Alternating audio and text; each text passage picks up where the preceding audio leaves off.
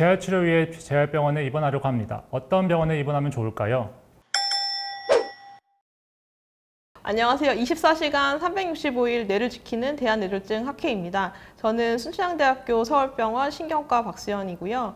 이번 시간에는 지난 시간에 이어서 뇌졸중 급성기 치료 후 집까지라고 하는 주제로 말씀을 드리려고 하는데, 두 번째 주제에 해당되는 재활치료를 위해 어떤 병원에 입원을 하면 좋을까요? 라고 하는 주제로 함께 이야기를 좀 나눠보려고 합니다. 안녕하세요. 서성병원 재활의학과 김승현입니다. 어떻게 재활을 받아야 회복이 도움이 될까요? 라고 하는 질문들을 되게 많이 받게 되는데, 그런 질문에 대해서 답을 좀 해주실 수 있으실까요? 어떤 병원에 입원해야 할지 고민하기 전에 어떻게 치료를 받아야 회복이 도움이 되는지 알아야 됩니다. 환자분들에게 재활치료나 신경학적 회복에 대해 설명하실 때 보통 어떻게 말씀하시나요?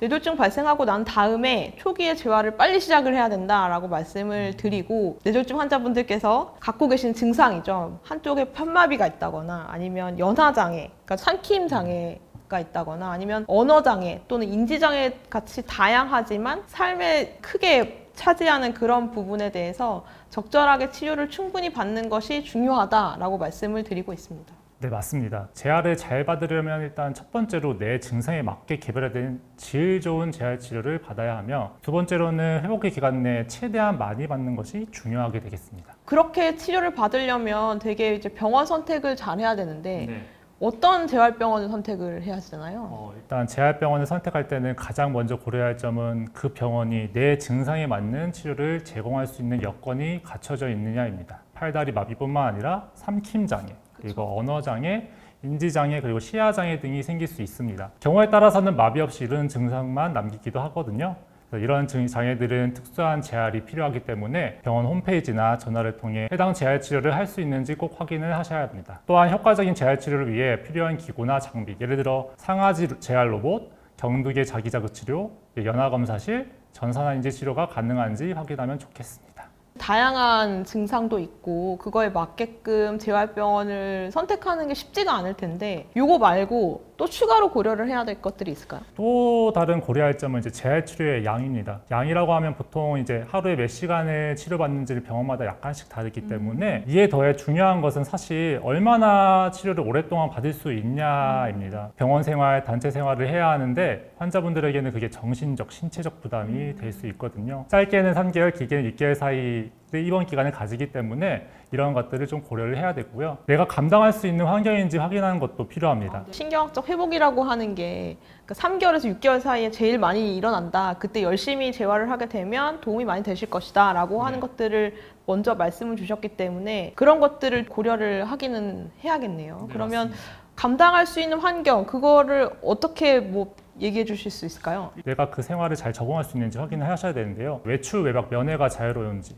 아니면 이제 집이나 연고지와 병원이 가까워서 가족, 지인의 정서적 지지를 받을 수 있는지, 그리고 병원 시설 자체가 생활하기 편리한지, 이러한 점들을 고려하셔가지고 생각을 하셔야 됩니다. 재활병원이다라고 하는 거는 그냥 재활병원만 있는 게 아니라 세분화돼서 나눌 수 있잖아요. 재활에서도 요양병원이 있다거나 아니면 진짜 그야말로 재활병원이 있다거나 아니면 회복기 재활의료기관, 이렇게 다 조금 다를 것 같은데, 이런 병원들마다 차이가 있을까요?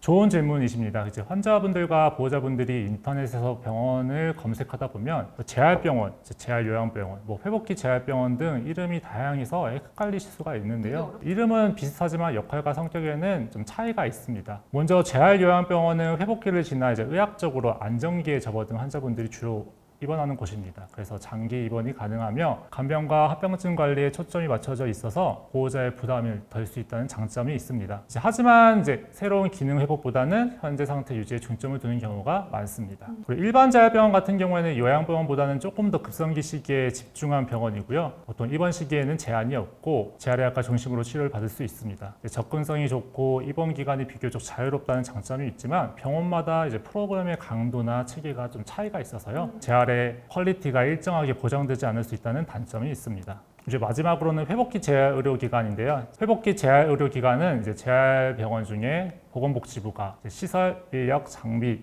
실적 등을 평가해 지정한 제도적 병원입니다. 이 제도의 목적은 뇌졸중이나 척수 손상 같은 재활이 필요한 환자가 급성기 치료를 마친 뒤에 회복기라고 불리는 중요한 회복 시기에 집중 재활을 통해서 기능을 최대한 회복하고 조기에 사회로 복귀할 수 있도록 돕는 것입니다. 뇌졸중 환자 같은 경우에는 발병 또는 이제 수술 후 90일 이내에 입원할 수 있고요. 최대 180일간 하루 최대 4시간의 다학제 팀의 집중 재활 치료를 받을 수 있습니다. 그럼 가장 큰 장점이 또 뭐가 있을까요? 국가가 정한 기준에 의해 지정된 병원이라서 균등하고 좋은 질의 집중 재활을 받을 수 있다는 것이고, 그리고 비급여 치료인 이제 전산화 인지 치료나 언어 치료, 도수 치료 등을 급여 치료로 받을 수 있어서 이제 해당 부분의 치료 비용이 부담이 조금 덜게 되겠습니다. 또한 빠른 일상생활 복귀를 위해서 이제 회복기 재활 치료를 받고 집으로 퇴원한 환자에 대해서 일정 기간 동안 가정을 방문해서 방문 재활 치료도 가능하다는 점이 장점입니다. 반대로 단점은 회복기 재활 치료 기간이 180일로 조금 제한적이라는 게 단점입니다. 되게 다양하게 재활병원이 나눠져 있는데 재활병원으로 가겠다, 전원을 하겠다라고 하는 과정 자체가 되게 복잡할 것 같긴 하거든요. 다른 병원에서 뇌졸중 급성기 치료를 받으시다가 어떻게 재활병원으로 전원 또는 입원을 하시게 되는지요? 대부분 경우 현재 입원해 계신 병원의 진료협력센터를 통해 가까운 재활기관을 추천받거나 연결이 됩니다. 그러면 연결된 재활병원에서 서류 검토를 통해 환자가 재활치료를 받을 수 있는 상태인지 혹은 병원에서 환자 증상에 맞춰 적절한 재활치료를 할 수 있는지 검토해서 전원을 잡게 됩니다. 본인은 이제 연고지 때문에 그 근처로 가고 싶다. 그럴 경우는 어떻게 되는 거죠? 사실 이런 경우에는 인터넷 검색을 활용하거나 회복기 재활의료기관을 전원을 고려하고 있다. 그러면 이제 건강보험심사평가원 홈페이지에서 확인을 할 수가 있습니다. 이제 경로는 심평원 홈페이지, 의료정보, 특수의료기관 정보, 기타, 회복기 재활의료기관이며 회복기 병원이 각 광역시 도별로 이제 지정이 되어 있기 때문에 충분히 거주지 근처 병원을 찾으실 수 있을 것 같습니다. 말씀 주신 것들을 들으면 재활병원 선택하는 게 되게 중요할 것 같거든요. 그러면 한 곳의 재활병원에 입원을 했다가 다른 병원으로 가고 싶다라고 하시는 경우들도 있을 것 같긴 한데 그런 경우에 치료에 악영향을 미치거나 그러진 않을까요? 네, 가능합니다. 아무래도 직접 듣고 보는 것과 몸으로 경험하는 것이 다르기 때문에 잘 알아보고 입원을 결정하셨더라도 입원한 재활병원이 생각과 달라 이제 적응하기 힘들 수가 있습니다. 재활치료는 병원마다 프로그램과 장비, 치료 강도가 다르기 때문에 환자분 상황에 더 맞는 병원을 찾으셔서 옮기실 수가 있습니다.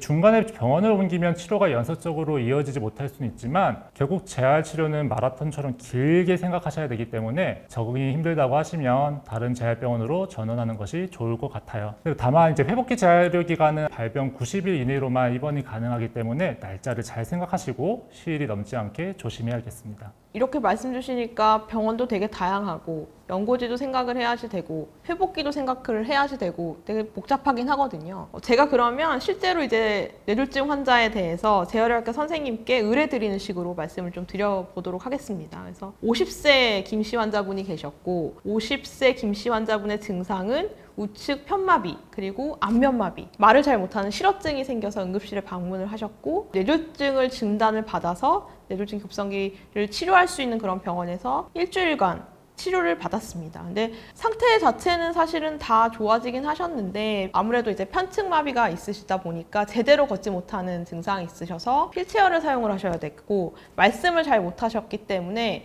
대화하는 것들 조금 힘들어 하셨어요. 그래서 삼키는 것도 되게 잘 안 되시는 경우들도 많아서 결국에는 이제 죽 정도만 식사를 하실 수 있는 그러한 환자분이셨습니다. 그래도 이제 급성기 치료는 다 끝났기 때문에 이제 재활이 적극적으로 좀 필요합니다 라고 해서 제가 진료협력실에 이제 전원 문의를 한 그러한 분이 계셨거든요. 이후에는 어떻게 해야 될까요? 이후에 이제 진료협력실에서 환자 면담을 통해서 이제 환자 상태 및 거주지, 사회적 여건을 맞춰 몇 개의 재활병원을 추천을 받으셨을 겁니다. 이후에 보호자분이 하셔야 하는 일은 이제 추천받은 재활병원과 상담, 홈페이지 방문을 통해서 병원 정보를 확인하셔야 하는 부분이 있습니다. 이제 환자 같은 경우에는 이제 우측에 편마비, 언어장애, 삼킴 장애가 있는 상태이므로 이에 대해서 복합적인 팀 접근의 재활치료가 필요하였고 특히 언어 치료가 꼭 필요한 상황이었으니까 회복기 재활의료기관으로 입원을 고려하고 그중에 비교적 거주지가 가깝고 외출 외박이 가능한 병원으로 전원을 결정하고 진료협력실 통해 전원 가능 여부와 전원 일자를 정하고 전원을 하시게 됩니다. 재활치료를 위해서 어떤 병원에 입원을 하면 가장 좋을지에 대해서 말씀을 드리는 시간이었는데 지금까지의 내용에 대해서 조금 정리를 해주시면 어떻게 될까요? 정리하자면 내 증상에 맞는 치료를 받을 수 있고 그 다음에 충분하고 질 높은 재활치료가 가능한지 또 내가 생활하기에 무리가 없는 환경인지가 중요합니다. 환자분들께서는 이제 적절한 의료기관을 잘 선택하셔서 회복기에 필요한 치료를 충분히 받으시길 바라고 저희 의료진도 끝까지 함께 도와드리도록 하겠습니다. 네, 회복기에 꼭 치료를 받는 것들이 중요하기 때문에 아까 전에 말씀 주셨던 대로 홈페이지를 한번 방문하셔가지고 직접적으로 확인해 보시면 가장 도움이 많이 되지 않을까라는 생각이 들고요. 이 영상이 도움이 되셨다면 구독, 좋아요, 알림 설정 부탁드립니다. 감사합니다. 감사합니다.